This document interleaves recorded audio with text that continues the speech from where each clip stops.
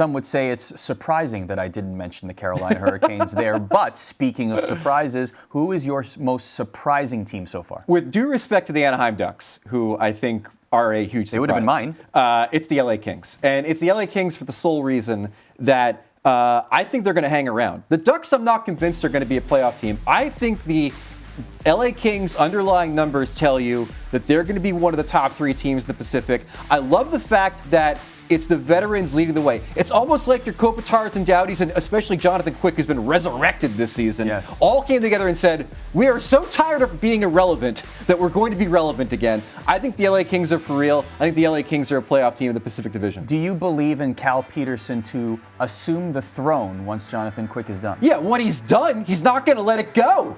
He's hanging on. He's clutching like, no, that throne with both hands, man. What an amazing story it is. A guy that we all were like, he's so bad they can't find someone to take him in a trade, and all of a sudden he's resurrected his season and has been a main reason why they've been in a playoff seed for most of the year. I'm going to let everyone in on a little secret. Many of us were hoping another resurrection happened in the NHL. We're going to get to your biggest disappointment because of all of our predictions at the start of the season. So, Greg, who is your biggest disappointment? So my biggest disappointment is a little team that Arno Cal and I both felt would win the Stanley Cup. And we were very wrong as wrong can be, in picking the New York Islanders, whose only claim to fame at this point is being the team that may actually have a mathematical chance to make a playoff race in the Eastern Conference, because otherwise it's settled.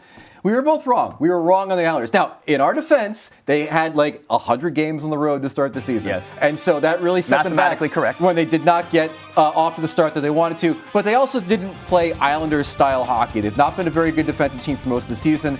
And it just, they take one step forward and then they stumble backwards 5 steps, it seems like, this year.